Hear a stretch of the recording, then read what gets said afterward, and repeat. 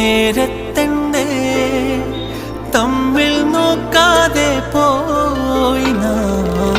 കാണും നേരം കാതിൽ ചൊല്ലാൻ കാത്തു ഞാൻ വെച്ച തേൻമൊഴി മൗനം തൂവും മണ്ണിൽ മൂടി നാളത്തിൻ പൂവായി മാറി ഞാനും നീയും രാവിൻ കനവിൽ.